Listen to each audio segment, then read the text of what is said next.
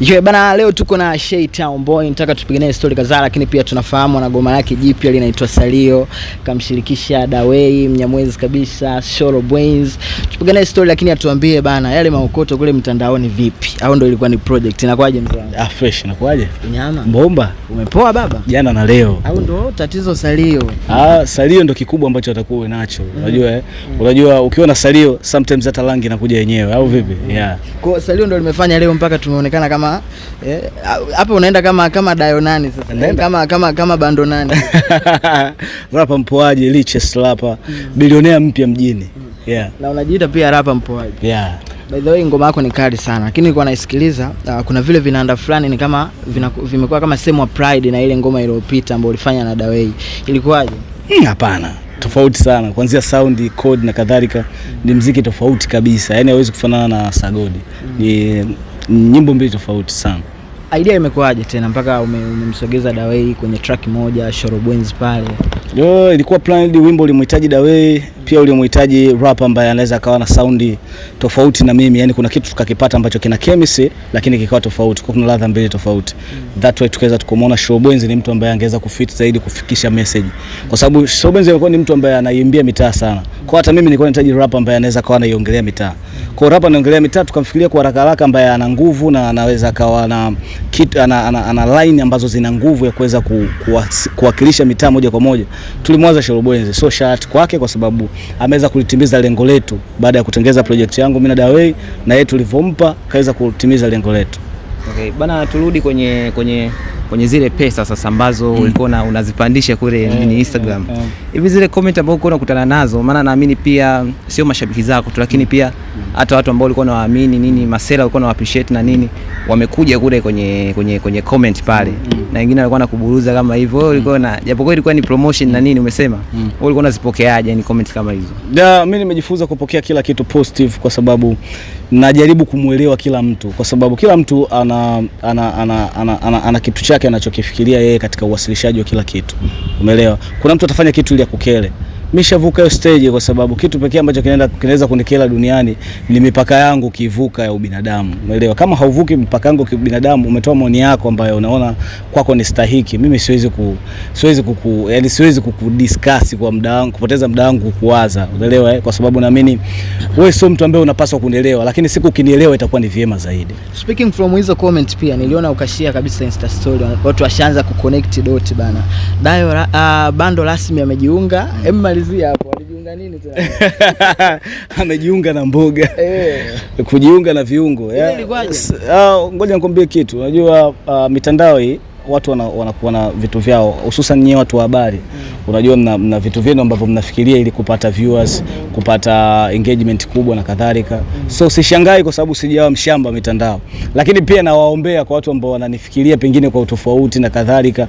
Mimi napokea kila kitu kwa sababu mchele kweli ninao na natamba nao. Au vipi? Yeah. DM vipi huko za kuhusu kuomba makofi? Za kutosha sana. Lakini huwezi kumsaidia kila mtu, unajua? Yeah, huwezi kumsaidia kila mtu. By the way, umetake over sana hii wiki. Ni kama watu wamekupa pongezi sana. Mwanetu amejipata sana. Kimya tu muda mrefu sasa hivi anakuja kutuonesha maburungutu kama vile. Hivi ni kitu gani hasa ambacho mara kadhaa waga unakiandaa kabla huja release new project? Ndo kama hivi tumeona umekuja pia na hii promotion maburungutu nini, afu yamekuja ku match na project ambayo umeiachia. Kitu gani hasa ambacho waga unakiandaa au unakiplan before huja release project? Cha kwanza ni kufanya mindset ya kila mtu aliyenifollow na ambaye hajanifollow, kila Mtanzania, kila mtu ambaye ananishabikia na asiyenishabikia, kuituni mindset yake, kujua kuna kitu kinakuja kwa jamaa, lakini kitu gani. So naikaga fumbo katikati. Na fumbo lake naweza nikalivumbua siku ambayo na release sasa hilo fumbo. Kwa hiyo all in all nimekuwa ni mtu ambaye kila project yangu imekuwa na mapokezi makubwa, kwa sababu kila wimbo wangu unakuja na design nyingine ya promotion. Umeelewa? Na bado nitawatocha sana. Yeah. Kwa tutegemea mengi makubwa sasa kutokana na hichi ambacho sasa hivi tumekianza. Tutegemea mengi zaidi kwa sababu ukiongelea marapa watano tu ambao noma Tanzania, si kwa hela, sasa hivi tuongelee hela tena. Ukali, numbers, wanafanya vizuri, shows na kadhalika, utanitaja. Kwa hiyo hii inanipa nguvu ya kuona kila kitu ninachokifanya kiwa kinatumia mindset kubwa na kiwa kinaonyesha ukubwa wangu pia. Yeah. Lakini pia kingine hapa tuzungumzie ambacho ni cha muhimu zaidi. Moja kati ya posti zako nimeona hapa kipindi unafuruza kuposti hela na nini, kuna posti moja umetumia nyimbo ya Ibra na before tuliona kwamba kama vile ampatani amuelewani. Vipi mshikaji, umeshamaliza hilo beef na nini? Mimi sijawahi kutengeza chuki na mtu, kwa sababu ikitokea issue imetokea kiume huwa naimaliza kiume, uniombe msamaha usiniombe msamaha, na malizaga kiume afu maisha mengine yanaendelea, kwa sababu siwezi kukaa chini anza kumdiscuss Ibra na kati na vitu vingi vya kufanya, au vipi? Ukiongelea muziki, kwa nini nimetumia wimbo wake kwa sababu muziki hauwezi kuupa mipaka ya kusikiliza, kwamba kwa sababu fulani siongei naye sitaki kusikiliza muziki wake, au kwa sababu fulani naongea naye inabidi nipende muziki wake. No, mimi sio mnafiki, muziki wote mzuri nasikiliza. Yeah. Nataka tustiki kwa Ibra hapo. Alikuwa ni mwanao ambaye mlikuwa mnafanya naye project? Alikuwa mwanangu. Mlikuwa ni wana kwa sababu mshafanya project? Tuje kuwa wana. Kufanya project haimaanishi nyinyi ni wana. Ni sisi ni wasanii. Kwa hiyo tunapokutana katika sanaa tunaweza tukamingo kwa ajili ya kufanya kitu fulani na kila mtu akafanya mambo yake. Lakini kuna watu ambao ni wanangu kabisa. Utanikuta nazurura nao, nafanya nao meetcast na discuss jinsi gani tunaweza tukatoka kutoka step moja kwenda step nyingine. Kwa hiyo kuna tofauti ya washikaji na watu ambao mnakutana, au vipi? Au mnafanya kazi. Mimi Ibra je kwa mwanangu kwenye nini sasa? Okay, baada ya zile story ambazo zilikuwa zinaendelea kuhusiana na ile project ambayo mlifanya kwa pamoja, na baadaye pia madai akawa mengi mitandaoni, akaishusha ukampa masaa 24 and all that, mambo yakaisha vile, ikawa kimya kidogo. Mara ya mwisho wewe kuongea na Ibra hata kwenye simu labda text ilikuwa ni lini? Mara ya mwisho ambapo alirudisha project yangu. Kwa hiyo after then nilimkanya, nikamwambia kabisa ukirudia tena nitakufanya kitu ambacho sijawahi kufanya, ndo mara ya mwisho. Kwa after then kuanzia hapo hatujawahi kuongea, hatujawahi communicate kwa sababu hatuna story.